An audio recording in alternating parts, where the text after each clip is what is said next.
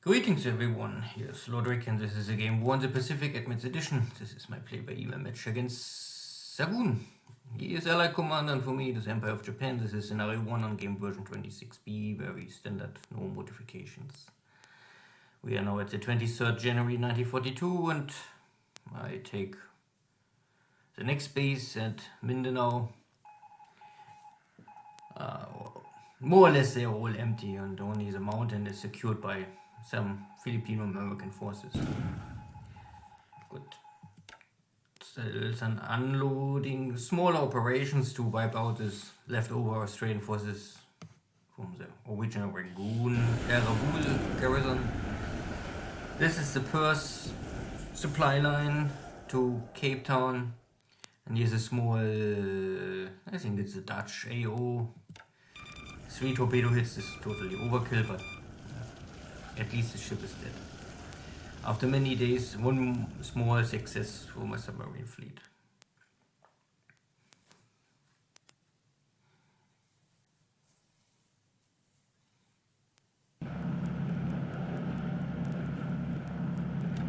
So I only really pick up all the bases to make sure there's no damaged submarine or whatever ship left, and or that in the future maybe Xargun will sneak in something there.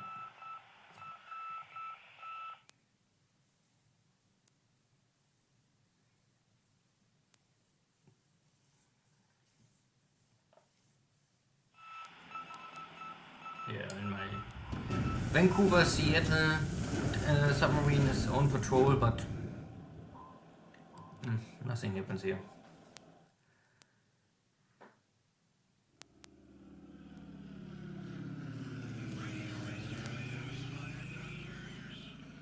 And this is very likely the enemy search airplane out of Balikpapan detecting my carrier in Tarakan.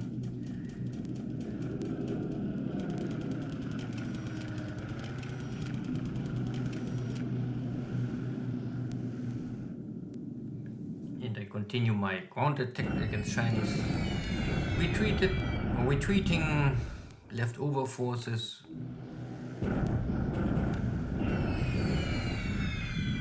I of course use all opportunities to inflict damage to units in open clear terrain. This is even rough terrain and I can score hits. It's not impossible, it's simply only less likely than this.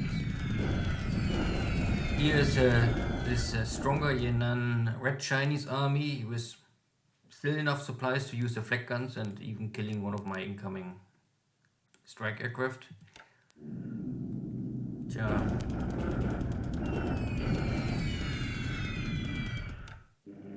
But overall it's only standard bombardment in China. No surprise. Every unit I can disable via air power is less work for my ground forces.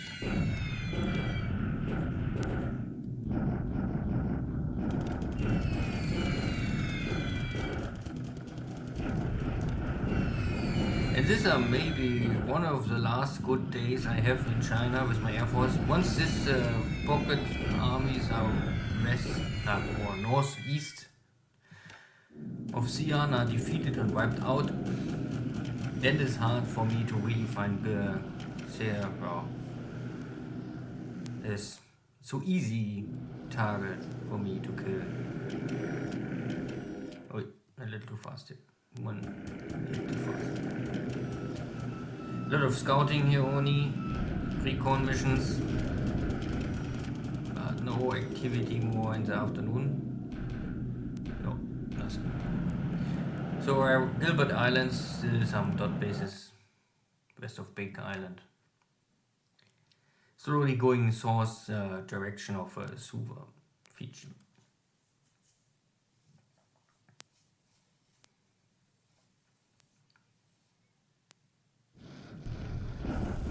This is his crossroad hex high in the mountains.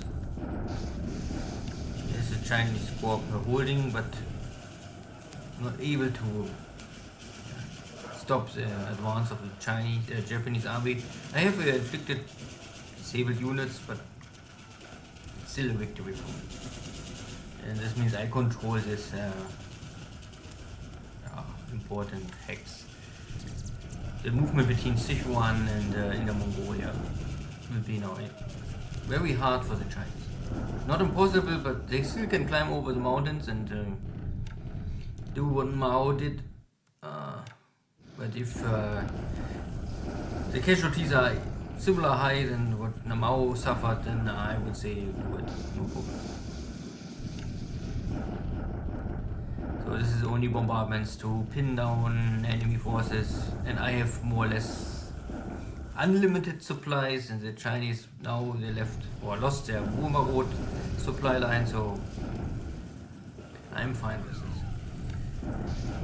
These Chinese units are moving really out of Kokong, so but I'm a little too weak, or I'm a little let's say I won't play it safe. If I attack here Kokong after the last not so successful strike, my bombardments are strong enough so it will inflict damage, so I let him maybe move out. And this is the British units out of Rangoon originally, or a bunch of base forces, nothing really too important, but this is maybe AV, so if I can destroy this AV, then it gives me time, or it's hamper the build-up of allied forces in India, air forces at least. Yeah. This is also only a pin down. Here's no one. And this is this Lark platoon. I kick them and they are still retreating. Yeah, there's still some active units inside. So at the end nothing really important happens.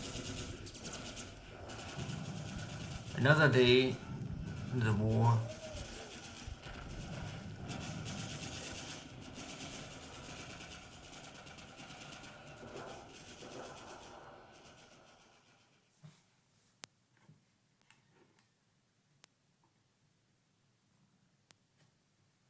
Good.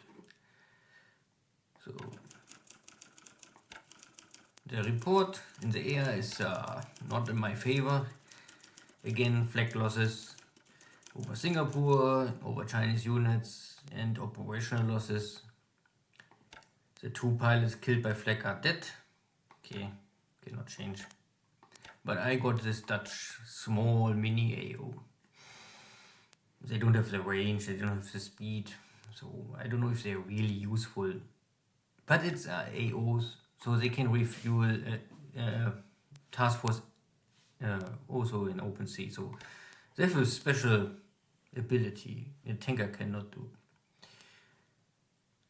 So in China we have not really any change. It's only that the Chinese are walking now southeast on this road, catching or trying to catch my unit. I have not really a problem with this because this is all clear terrain, so this 3 hexes, every Chinese units I can bomb non-stop. That is fine. I have here my Yunnan army around the North Chinese area army trying to catch up here.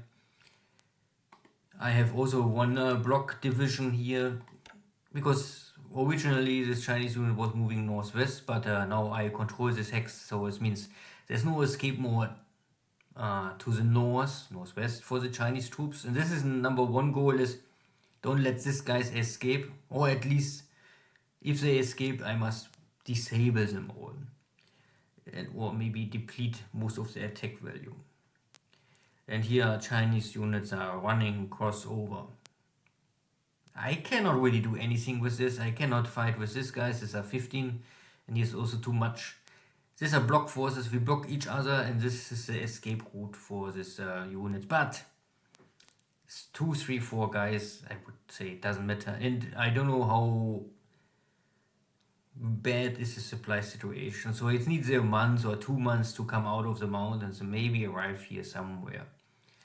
1 or 2 months is maybe for me enough to take Inner Mongolia. And I would be fine if I simply say I hexed everything northeast of these 2 bases or hexes. If I can capture this in the next 2 months, I achieve all strategic goals I have here in North China. In South China, not my focus. I must still rebuild my venture army. Other stuff is moving around. I let the Chinese maybe go out of Gukong, take the base, and then I'm fine. And then I maybe hunt them down. I need to take these two southern or these three Chinese southern bases to finish my approach or what I want to capture here really. Nanning is industry. Here's also some industry. This is more resources, and I need all resources. I am still have not enough resources to feed my industry completely. Burma looks fine. This one British unit is left over and will be destroyed. And there's not really much units left. This is a broken, fleeing one backup. Maybe base force holds the base. I don't know why, but the biggest. This is maybe the British division. I don't know, or the Burma division. This is the bulk of the enemy forces. But I kick them once at least, maybe even twice. So I don't know how much is really left. But yeah, they will escape, I think. If I don't find a way to do something special. India, Philippines is really only catching up. All forces are here on the mountain.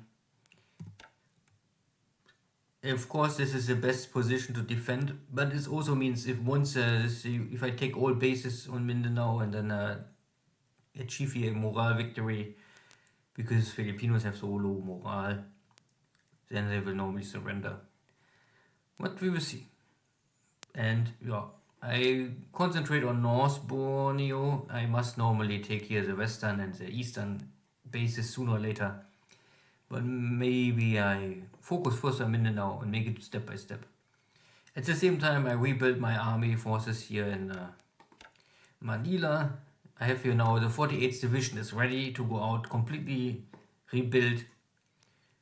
And I think 90%, or 91, is the maximum experience. I don't know if we really can go over 90 much.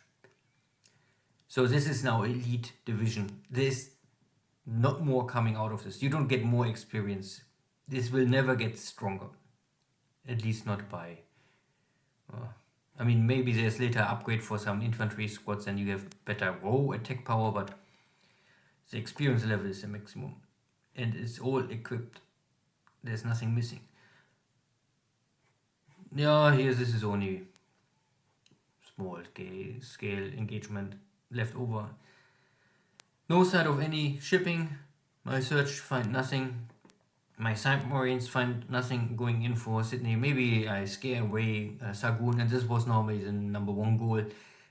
That there's no reinforcements going to Australia. If I can delay any reinforcements to Australia for some months, this will help me to build up all my island chain here. Suva is still a must take. Good, see you next time. Take care, bye bye.